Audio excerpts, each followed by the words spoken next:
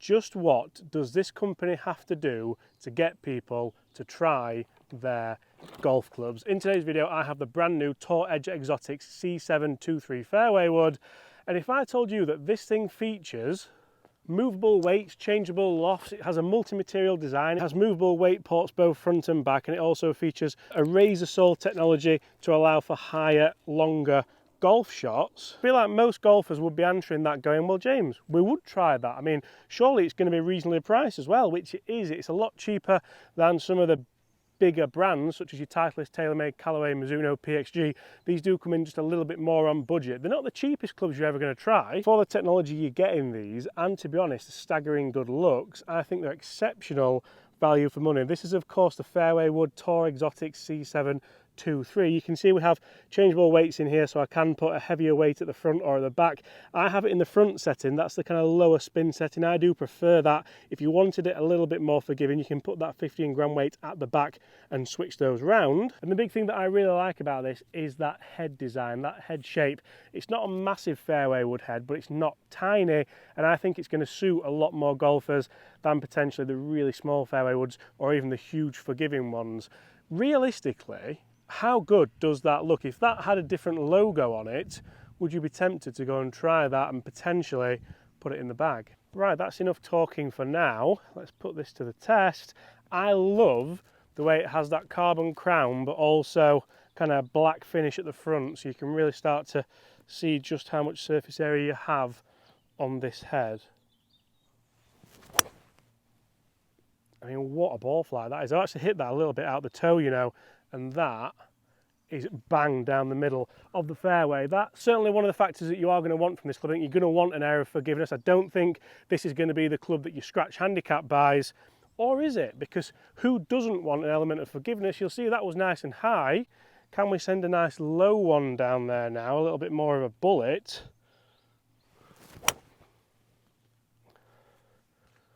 Fair to say we got the trajectory, and I find it mega interesting because I've listed off loads of technology in this club, but what is it all for? What is it all about? So the carbon crown is designed to shift weight, so they have been able to move that low and forward. That's designed for a higher launch and a lower spin, because who doesn't want that, especially when you're teeing off like we are doing now. But it also features that variable face technology.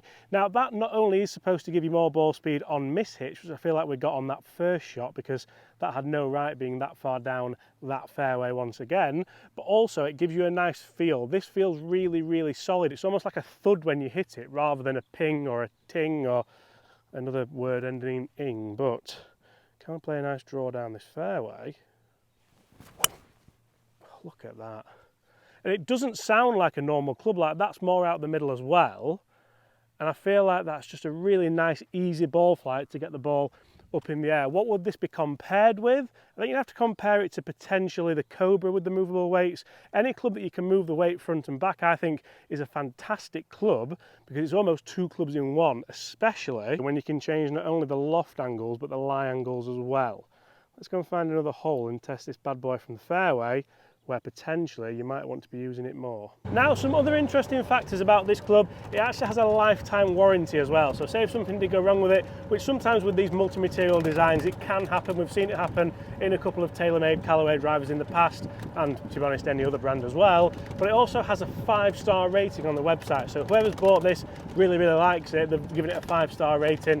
That's obviously a perfect rating. How many things would you give a 5-star rating in life and have a lifetime warranty?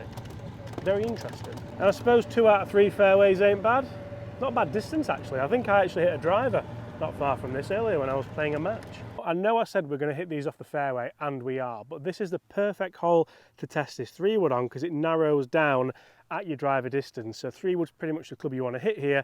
And I want to test those low shots again. For me, this club's only as good as it can be if I can hit nice, low, versatile shots. So let's send one down here. It's a gorgeous looking hole, isn't it, I must say. We're going to sort of hit these off the deck anyway, because I think realistically, if you are trying to play it low, you don't really need a huge tee peg, do you? Now, I'm not looking to hit this kind of 250, 260 in the air, because then I'd just hit driver. But if I can get this to carry kind of 230, but then run out because I'm hitting it low, that's ideally what I want it to do. So that is the perfect shot.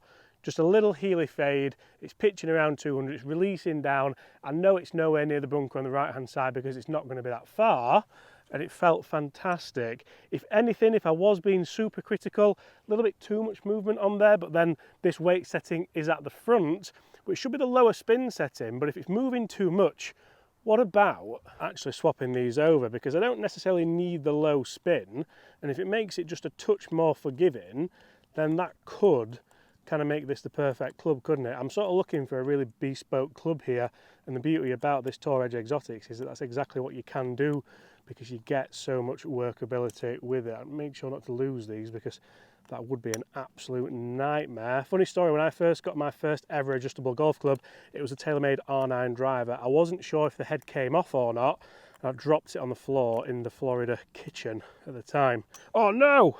Funnily enough, that didn't end well, but we're going to put the 5 gram weight in at the front now, and the 15 at the back. Yeah, that R9 head was pretty much ruined, to be honest. I was only young at the time, and I remember being very upset. But if these weights are going to come out, you have to, probably don't do them on the golf course is the answer. Do them where if you do drop them, you're not going to lose them. Right, in. Do we change the loft? Let's go 1 down. So we're more forgiving, but we're less lofted. Just giving you everything on this video. Proper testing it out. Right, you can see just how easy that is to do, and that's one thing which I absolutely love about these clubs. Sometimes Titleist and Callaway and other clubs are a little bit too kind of, well, difficult to do, whereas if I just want this lower, I know I'm just going to go 1 lower or 2 lower. So potentially now I have changed the massive, almost everything about this golf club. It even looks a little bit different down at the ball. The shaft has moved round slightly. Not a huge fan of that. Obviously I know you would need a different hosel to do that. Can we now play a straighter shot? Oh yeah. Exactly the same, just not quite moved as much, probably easier to launch low. I think it's gone the same distance, maybe running past it, it's run past quite a lot actually. If you look at the difference in, first of all, the 2 ball flights that I've just hit. So first of all, this was the standard club, and now this is the altered club.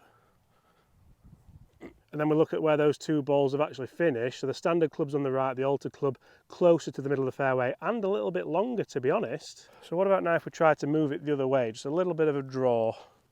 Start right, move to the left.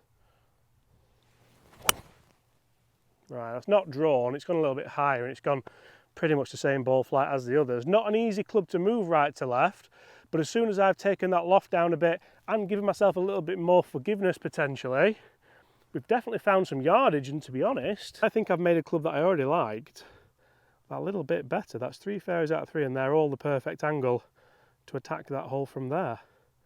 Mission successful.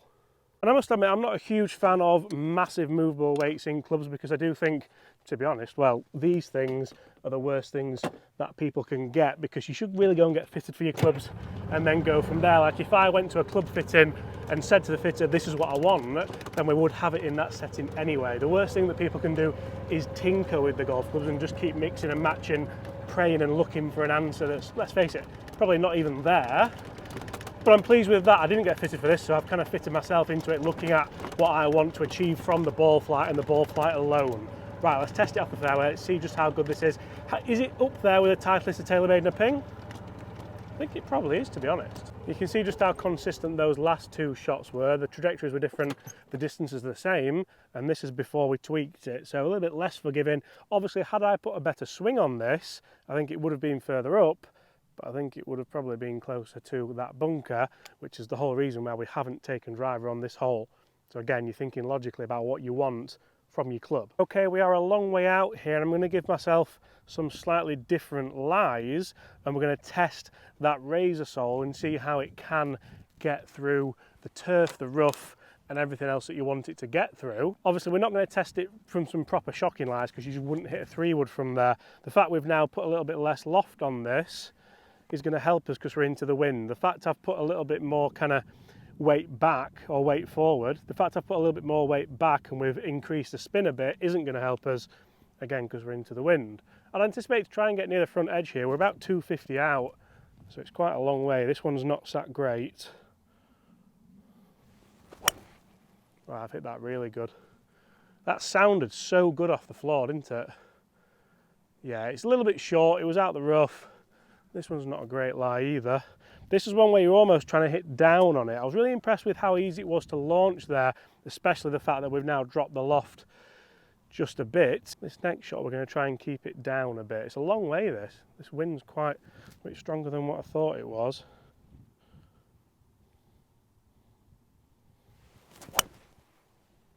So easy to move left to right. That did come out lower, but it's just leaking out to that right hand side once again. Very similar distance, very similar shot. Now what about from the fairway? Because the fairway is where you would probably think, oh, I'm going to attack this because we've got 3 wood in hand, where realistically if the ball's perched up in the rough a little bit, then it's a little bit easier to launch, isn't it? This might be easier to keep down, but I'd love to be able to move it. I don't seem to be able to move this right to left, not as I would want to. Really try and get this one slinging down. That's the best strike we've had. It's not moved at all. Again, not been able to move it right to left, but that's up there. Front edge, none of those have got there, which to be honest, we're a little bit too far out to be hitting this, but none of them are in trouble, which is a big thing as well with a 3-wood. If you're going to not get there, where's the ball going to finish? Is it going to end up in trouble, or is it just going to be a little bit short? Right, we have one last test for this, and I want to move it right to left. Guys, comment below, what do you think we're going to tweak on this club on the next tee to try and move it a little bit more right to left? It's not going to be what you think it might be. So what I'm actually going to do is take the thing that I said was the root of all evil, and we're going to change the lie angle of this club. So a lot of people think that changing the loft is the only thing that you can do with adjustable golf clubs, but actually changing the lie angle can be a lot more beneficial to the ball flight that you are wanting. So I want this upright. So if I go lower and U for up, that should make the toe of the club just sit a little bit up, obviously upright, and that should allow the spin axis of the ball to be a little bit more neutralized or on a slightly different axis or tilt, and that is essentially what makes the ball move in the air. Interestingly, now you do have the shaft graphics all down the right hand side. That might put a lot of people off. I know when you do fit people, they're like, oh well, I don't want that there. I guess the beauty of getting fitted is you could fit it into it, then get them to just put the shaft in properly. Right, we're looking for 3 draws. 3 draws, and I've managed to make this club the perfect club for what I want. Oh, it's just stayed straight again. How hard is it to draw this? I mean, it's a lovely ball flight, straight down the middle of that fairway. Come on, I'm not having, we can't get this moving. Not having it.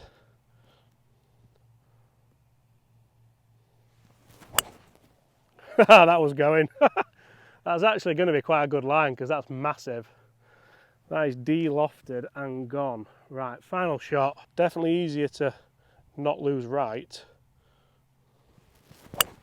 Perfect. Perfect! Guys, that is how you use an adjustable golf club to your advantage. Look at the ball flight windows, look at what you want to change. Obviously speak to your PGA Pro or your coach or whoever you're working with and see if that is going to do the business for you. Guys, thanks so much for watching. Smash that subscribe button if you've enjoyed that video on this brand new Tour Edge Exotics C723 fairway wood.